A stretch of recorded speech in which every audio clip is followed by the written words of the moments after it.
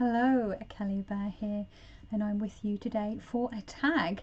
I am responding to, well, I watched Bibi over at PureRedVelvet channel, Bibi's channel, PureRedVelvet, romantic decks, which was a tag by Ascension Waves, I believe. And I really enjoyed the video. I really enjoyed all of the decks that Bibi showed, and of course, being Bibi, the video was not only interesting but just a joy to watch, because she always makes things look very sumptuous and delicious and a feast for the eyes and romantic. Bibi, the whole aesthetic of her channel, her whole sort of vibe is very sumptuous and delectable and all those other sort of scrumptious sounding words. So I felt like that was a perfect tag for her to do. So today I was originally going to do a different tag, but it's Friday the 17th, so I'm already a little out of date with this because it is a Valentine's Day sort of themed tag. But, you know, romance isn't just for Valentine's Day. Romance is for all year round. And it was interesting because I had been thinking about Valentine's Day because obviously it's just been. My spouse took the day off work and the day after, actually, and just so we could spend a couple of days just hanging out, just chilling out, going on long WALKs with Dr. Nami. I have to spell it because she is under that blanket there and she will get very excited. And we did a marathon of the extended editions of the Lord of the Rings trilogy, which I hadn't watched in about 17 or 18 years. So that was really fun. We ate chocolate brownies and just had a really lovely couple of days. But I also said Happy Valentine's Day to friends. My main D&D group that I play with the most, I sent them on Valentine's morning, I sent them a thing in our WhatsApp group, you know, a gif and a message saying Happy Valentine's Day, love you all, screw the idea that Valentine's Day is just for romantic love, and romance doesn't even have to be for sexual partners or sensual partners. I feel like romance can be for friends and acquaintances and just for yourself, and Bibi touches on this in her own video, actually. And you know, the love that I feel for my D&D group, a bunch of like wonderful, strange little weirdos that I play make believe with on a regular basis, on a weekly basis. I love them all for all their own little quirks and foibles, and that is no less valid than the romantic and passionate love I have for my spouse, for example, or the familial love and tenderness I have for, you know, family members. So yeah, I feel like it was sort of following on from some thoughts I've been having about, you know, the wheel of the year in the sort of Wiccan sense that a lot of people try to sort of shoehorn into their own lives sometimes and find that it doesn't work. Where they're at is just, it doesn't work for their lifestyle, it doesn't work for the area of the world that they live in, you know, and thinking about the way that we celebrate times of the year and create our own wheel of the year. You know, as a folk witch, as a folk magical practitioner, a personal wheel of the year is something that I've been trying to slowly cultivate for several years now, and I've spoken about it before on this channel, actually, a couple of times. But yeah, I was also thinking about it around Christmas, because that's another celebration that is, you know, very on the map, at least where I live, and hard to avoid, and you know, the way that people celebrate that or not is very personal. But yeah, anyway, I'm getting off topic. It's something that I've been thinking about a lot lately, about wheel of the year and celebrations, whether those are public holidays, private occasions, and I might make a video about that. I have been sort of trying to formulate my thoughts and ideas around that to make one of my little sort of philosophical videos. So that might be coming further down the line, might be. But the reason that I wanted to do this tag is because we've just had Valentine's Day, and it was sort of kicking up all of these thoughts that I've already been having. So anyway, all of that preamble out of the way, 5 minutes of preamble to just go on to talk about 8 romantic decks in my collection. I could have quite easily picked maybe about 10 or 12 decks if I was a bit less discerning about my choices, but I wanted to stick to the 8. They're not just tarot decks, they are Oracle and Lenormand as well. And I don't own as many romantic decks as someone like Bibi has. Lots of beautiful, sumptuous romantic decks. And it's something I have really realised I have sort of a bit of a dearth of in my collection. Of course, what people consider romantic will vary. There's a deck that Bibi shows in her video, which is very black and white photographic, and she finds it very romantic, as did I actually, but you know, other people's mileage may vary on a deck like that. I can't remember the name of it, but it was a black and white photography one. It was very sort of had a bit of old school Hollywood vibes to it. Really, really beautiful. Anyway, so in no particular order, I'm just going to grab them as they are just stacked here, which is in like they're just stacked. So the first one is in a large format. This is the 25th or 20th anniversary edition, I can't remember, of the Enchanted Tarot by Monty Farber and what's Amy Zernig? Am I getting that wrong? Farber? No, Monty Farber. I can't remember. Oh my god, I can never remember their names. I know Monty Farber is the writer, and then the woman that does the textiles for this. I can't remember her name. But yeah, this is the anniversary edition. So you can even see you've got some patches. I have a couple of these patches as well left over, and they've been used to make the ends of the ones there. But the reason I find this romantic is, first of all, I mean, we have a suit called the Hearts. I mean, that's pretty on the nose.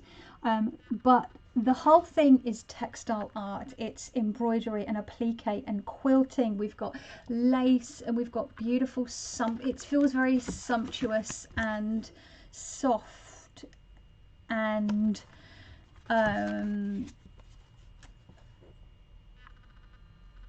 voluptuous, and yeah, it's tactile, and oh, it's yummy. I mean, really, really beautiful to think that these are all tapestries, large, but I believe quite large tapestries that were made, 78 of them. And I come from a fashion and textile art background. That's all of my training, and my career before I retrained in hair and makeup was all to do around fashion and fabrics and, you know, soft textile, tactile things. So I really appreciate how much work would have gone in to creating a deck like this. And there's multiple decks out there by these creators in this sort of, you know, and it's either going to be your bag or it's not, but it goes beyond collage in this. It's sort of, you know, it's fabric collage. Come on. It's sort of different. You get the different layers, you know. Clearly there's been some sort of sheer fabric, maybe some georgette or sort of other sheer fabric used there for the clouds. Oh, I just there's so many layers to it, which feels very decadent. I mean, like literally physical layers of each piece of artwork, which feels really decadent as well. Like it feels like something that had definitely had time taken over creating, which is another thing that Bibi touched on about how long, for example, it would take to get dressed during certain historical periods in certain parts of the world, right? You know, some people would need help to help them get into certain outfits. And there's something beautiful and romantic in the way that you take time in your appearance and to beautify yourself, and that making beautiful things or making yourself beautiful is romantic. And that's something I can definitely get down with, being someone that has always worked in spheres of creating beautiful things, or making, you know, working in fashion, working in hair and makeup styling, you know, beautifying, make it. Oh, I always would say, you know, I'm not a conventional beauty, but I make the most of what I've got. So I learned from a young age to make the most of what I had, and sort of create my own, like, aesthetic and my own, like, and it was always for myself, right? Like, going against like my mum, bless her, I'm 42 years old, and she still, sometimes when I see her, she'll be like, oh, you're wearing all black, and it's like, I'm pretty sure that at the age of 42, the goth thing is probably not a phase, but it's almost like she still lives in hope that one day I'll rock up to her house in like some kind of like bright yellow outfit or something, which is just not going to happen. But yeah, and this Bibi was talking about the whole thing about like romanticizing your life, and I've often spoken more recently about re-enchanting your life, and romanticizing your life is a part of that. I think as long as you are not using it as a way to shirk your responsibilities, whether those be sort of your personal responsibilities or social responsibilities, I think that it can be fun, as long as you're doing it in a healthy way, right? So the next deck I'm going to show you is the Golden Lenormand. I've had this for about 5 years. I remember when I got this the day I first ever met Simon at the Hermit's Cave. We went to Watkins Books, and this is one of the decks that I picked up. It's by Lo Scarabeo, and the box is quite sizable, but I thought, being a silly sausage, that this was going to be one of those boxes that had 2 piles in it, and that it would be sort of a more regular sized Lenormand. I was wrong. It's the largest Lenormand I own. I mean, do not try and do a grand tableau with this. Not a good idea. But you know, anything sort of around, like the 9 card box spread actually works really nicely for this though, because it's a little bit bigger than a tarot, and it's a really good practice deck if you're learning. But the reason I picked this is, well, first of all, you know, it's the Golden Lenormand Oracle, and I think I should have realised that the Oracle bit was what gave away the fact that it was going to be quite large. But the box is red and it has gold foil on it. It's got all these beautiful little rose illustrations. You know, it's kind of just has that very romantic aesthetic about it. And then the deck itself, I mean, it's got Cupid on the back for a start.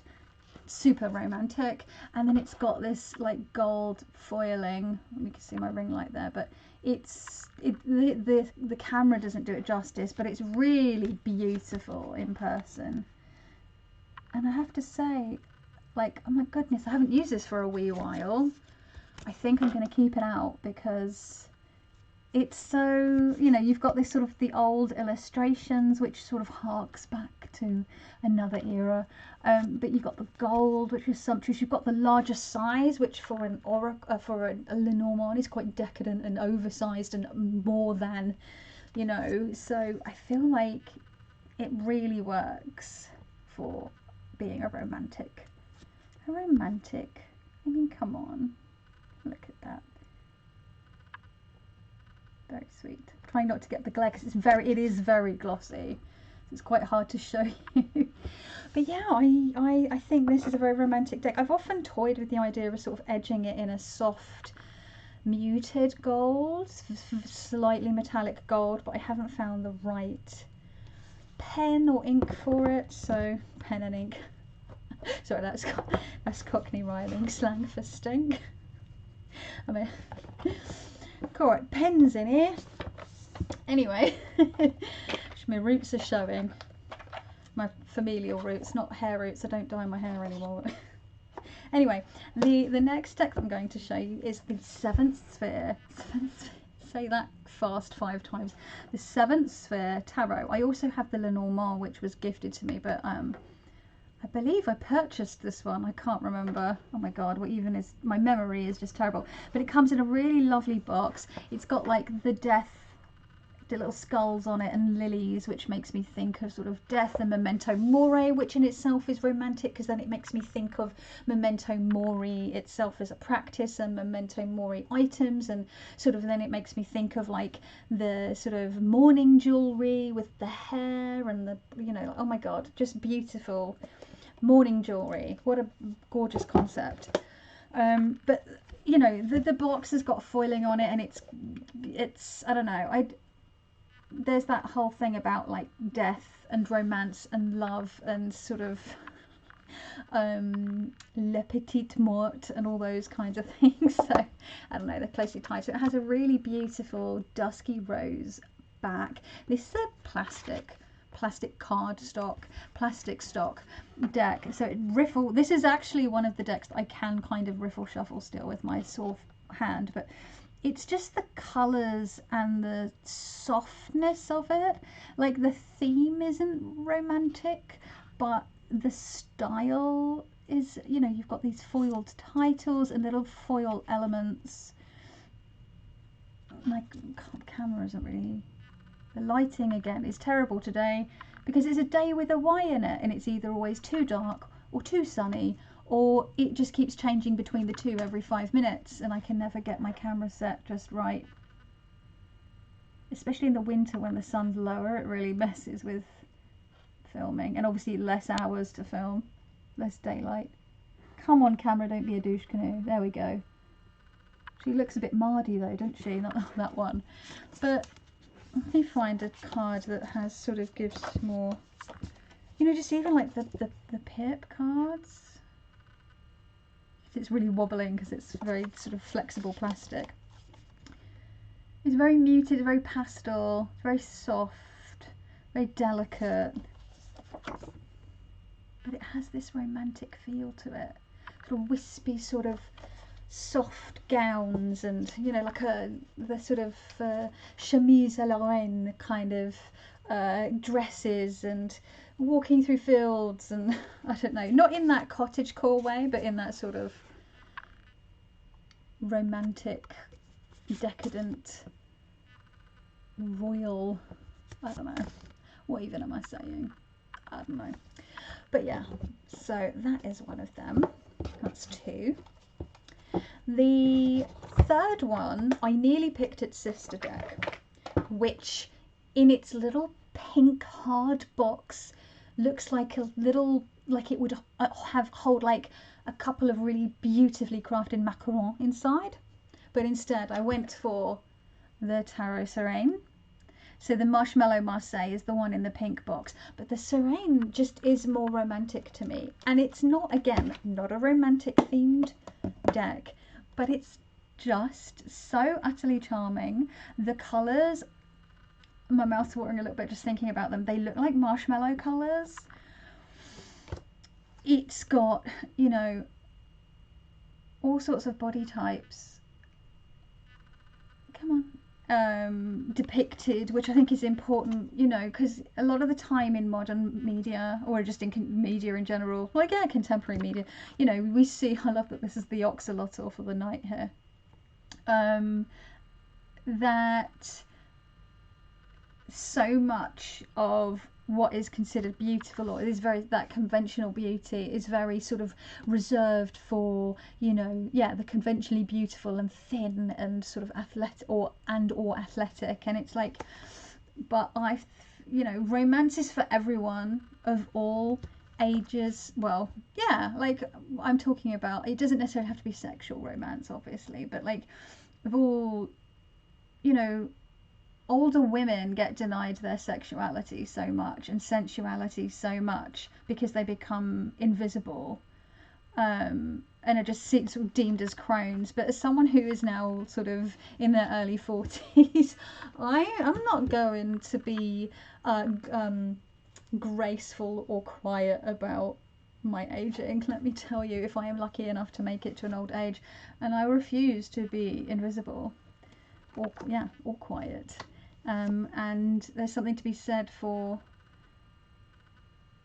you know, recognizing older romance and not being like ew about it, like little silly little children about it, but also for people of all genders and of all, you know, abilities. I have friends who are you know, disabled activists who write. This is a card that I bent years ago. It's the Three of Cups, and it's got a massive bend in it, crease in it, but you know, I've made my peace with it. You can just about see it. It doesn't tend to affect the shuffling though. That yeah, they write about, you know, their sex lives and sexuality as disabled people, because people will infantilize disabled folk and see them as inherently non-sexual, which I think, again, there is sex and romance can go together, but they don't have to. But you know, disabled people can be sensual and sexual and romantic, and so I like this deck because we've got, I don't know, it's soft and sumptuous and sweet, which is funny because its sister deck is called the Marshmallow Marseille. Hence, I guess why the colours in this one are also kind of marshmallowy. But this one has more diversity in it, and I just love, there's a lot of like sumptuous, larger characters in it. And that's not to mean that if you're larger you must be sumptuous, but what I mean is they're drawn in sort of a really sort of sumptuous, the art feels sumptuous, and not in that sort of classical art style, but there's just something about the colours that have been chosen and the line work that just feels yummy. I don't know, and maybe not being very articulate, my brain fog's been terrible this afternoon. I keep trying to think of the words for things that I want to say and not being able to call them to mind, and so I keep sort of repeating the same words when I don't necessarily mean those precise words. So forgive me for not being as articulate as I'd like today, but I just wanted to get this video filmed before I completely run out of spoons for the rest of the afternoon. So yeah, that's my third choice. Wow, we're at 21.5 minutes already. Let's try and speed this up. So no, that's my fourth deck. Oh, okay, I'm halfway through.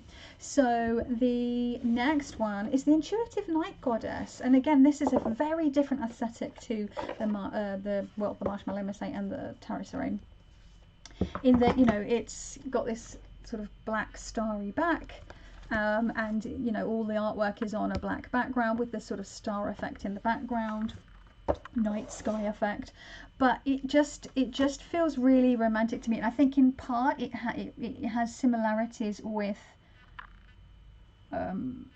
the Enchanted Tarot, with some of the characters looking very similar, like the art, the people being drawn from a similar kind of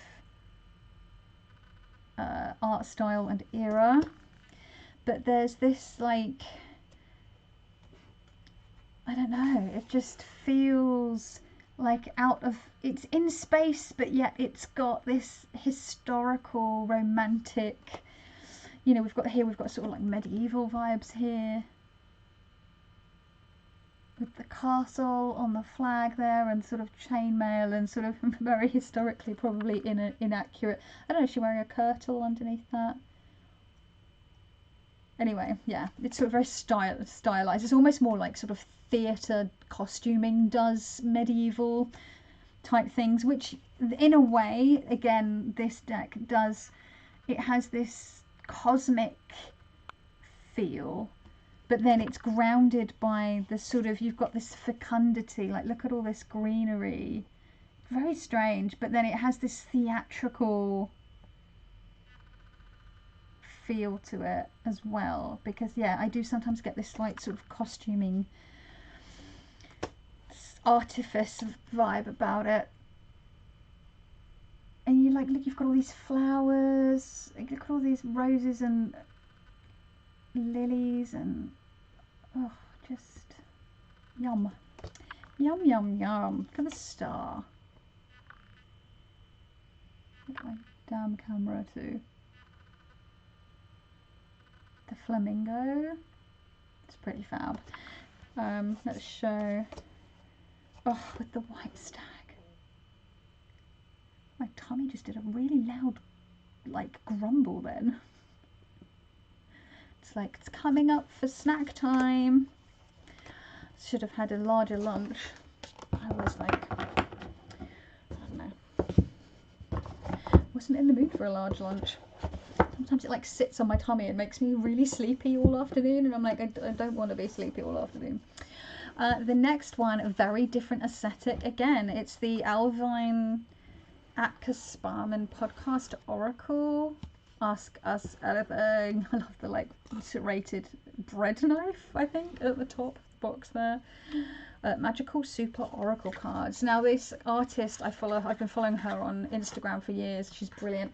But she's got a tarot deck out which is sort of Thoth based, and I can't remember what it's called, but it looks stunning. I love it. This deck isn't sort of 100% romance. Like, it's got cards in it that would be considered a little maybe a little harsh, or a little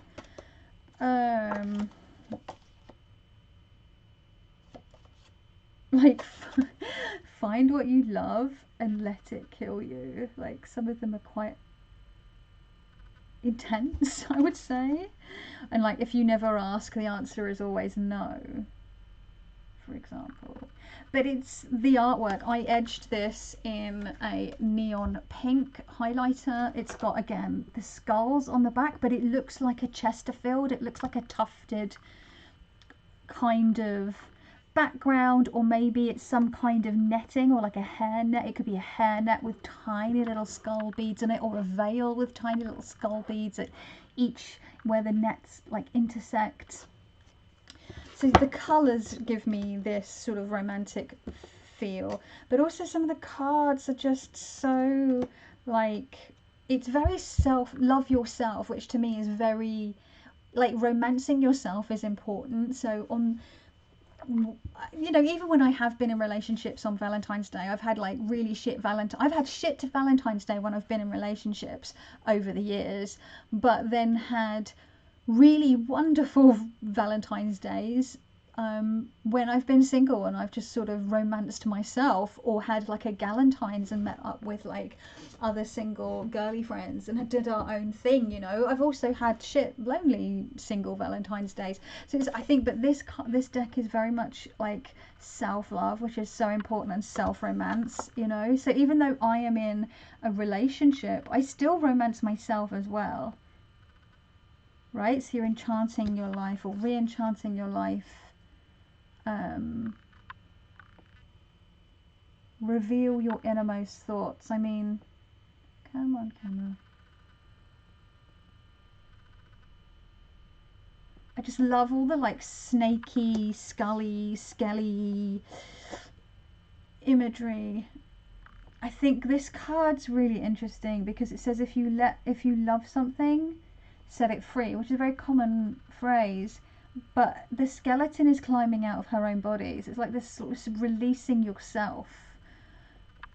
If you love yourself, release yourself from whatever you're binding yourself with. Be the gift that keeps on giving.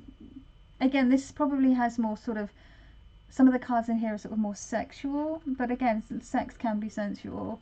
And I know that Bibi focused more on just the romantic side, not so much the sort of lusty sexual side, but and as she says, sex can be romantic. But yeah, I don't have enough of those like soft like super romantic decks, so I did pull out some more sort of sexual. Want yourself first. I mean, come on, look at that, stunning. So yeah, this deck gives me romantic vibes. That's self-love romance. So that is number 6. We've got 2 left. The 7th one is Le Tarot de Femme Erotique. This was gifted to me back in 2017, I think. So if Christmas of 2016. So I've had it for 6 years. God, where's the time go? So it's in a, you know, the box itself has this sort of Nouveau-esque vibe to it. Can you see? Which is pretty. And then it's got examples of an example of a card on the front. The backs are just this. So this is erotic photography from the late 19th and the early 20th century. So there is going to be lots of actual photographic nudity here. Just FYI. It's all sepia toned. But this deck is so romantic to me. This is one of my like straight up self-love tarot decks. I've never read for anyone else with this deck.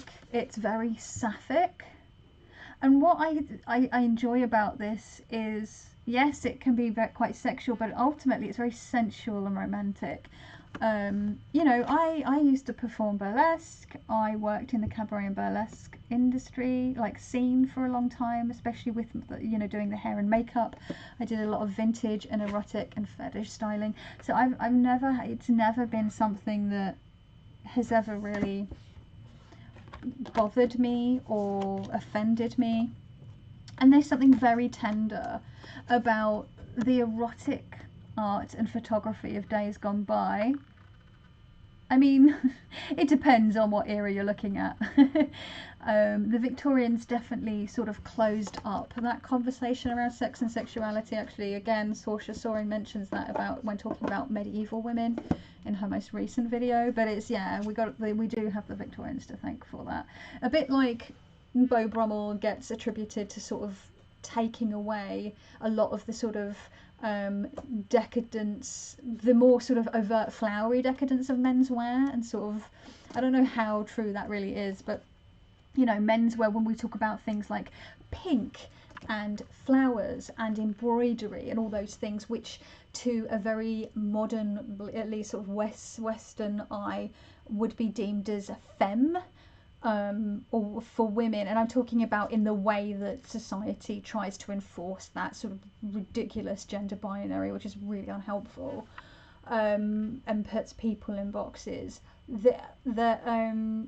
If you go back, you know, a couple of centuries, you see incredibly decadent, sumptuous examples of menswear where men of the court of Versailles are wearing powder blues and baby pinks and elaborate floral embroidered waistcoats and overcoats and heels, because obviously the whole thing about heels and horse riding and men wearing heels, you know, men wearing stockings, because that's just what you wore, whether you were a man or a woman. Ribbons tied at the top of stockings, all that kind of thing.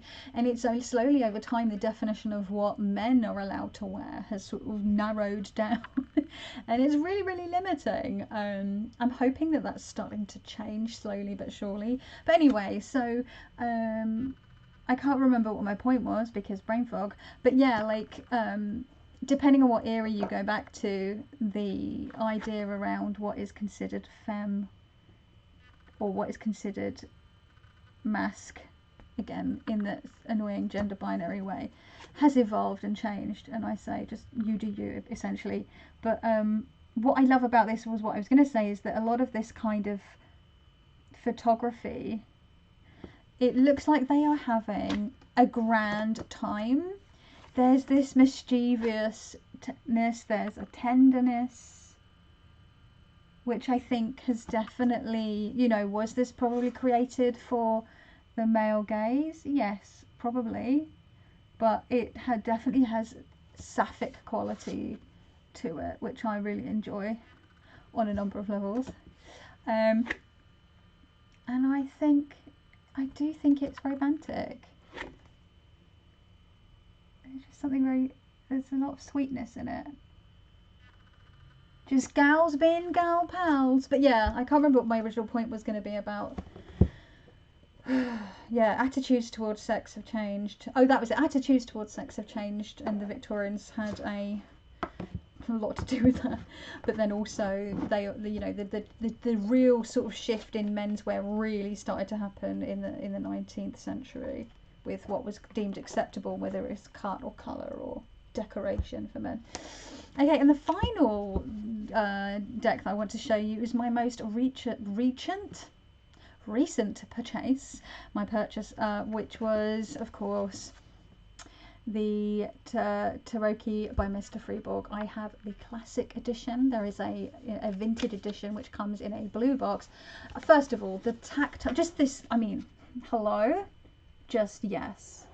Sumptuous, delicious, elaborate. The tuck box is embossed again with skulls. Do I have a thing about skulls? Yes, clearly I have I have a thing about skulls and bones, okay folks? It's just Hashtag goth life. And I was very kindly, Jens very kindly sent me the expansion pack, which again, these two pinks, they're two different shades of pink, but they're just, and it has skulls on it. Like, look at the wax, faux wax. It's like an embossed, shiny, yummy wax seal with a skull on it. The whole thing is just a tactile delight. Ugh. Sorry, I'm just getting like yum aggression, tarot aggression, not cute aggression, just tarot aggression. Even the booklet is just, it looks like it looks old and delicious and sumptuous. Oh, the Delft blue kind of backs are so satisfying. The cardstock is yummo, and then the artwork itself, it's so, the colours are, it gives me liminal vibes. It's very dusk or dawn, or dusk and or dawn kind of colours. Case in point, right? You've got, again, the skulls. All of these draped fabrics. You've got this very sort of classical iconography. You've got the Italian influence, obviously. It's influenced by a lot of Italian tarots, like the Soprafino, for example. And it just feels like this sort of delicious, sumptuous, romantic, you know, all these pinks, those little jammy Dodger coins. Oh, I just want to step into it and just be in this. Look at that. So yes, this would be the pink. I just love it. It feels like a pastry, a box of macarons, or some kind of mille-feuille or something. I'm making myself hungry in my tummy. I can feel it grumbling away. I'm sorry if you can hear my tummy grumbling. I should go and eat something after this. But yeah, love it. So yeah, those are my my 8 romantic tarot decks from my collection. I enjoyed this. It was nice and sort of mildly diverting for me to make. I don't know if it was diverting for you. Hopefully in a good way. Yeah, so I don't know what my next video will be. I've got a bunch of tags that I'd like to do, but I just never know which one to do first, so then I end up doing none of them. And this one will jump to the top of the queue purely because of timing, and the time, yeah, being right around and about Valentine's. So I can't get the book in there right now, so I'm just going to leave it out for now. So yeah, I'm hoping to have more philosophical wafflings coming up at some point, like the like I said, the just talking about cycles and seasons and celebrations. Oh, maybe that's what I call it: cycles, seasons, celebrations, and what I've been thinking about around that. And yeah, I'll have some other stuff coming up. I don't know. I've got a shop drop coming up on Sunday the 19th, so 2 days from now. So I'll be working on that next week, sending out orders and that kind of thing. So I don't know when I'll be able to, I'm hoping I'll be sending out orders, but that's the plan. So I will have less time to be filming. I do find pre-recording videos quite time consuming. I don't know why. They are. And then the editing and all that jazz, the photos for the screen grab, thumbnail things. Anyway, that's all boring stuff that you don't want to know about. So yeah, if you are looking for some nice tarot pouches or little handmade little love monsters, Sunday 19th of February 7 p.m. UK time, shop drop goes live. Thank you so much for watching. What are your romantic decks? Have you done this tag as well? If you have and I haven't found it, let me know. I'll go watch it. And I hope that you had a lovely Valentine's Day, whatever you got up to or did not get up to. I hope that you look after yourself, love yourself, romance yourself, and take care. And I'll see you in the next one.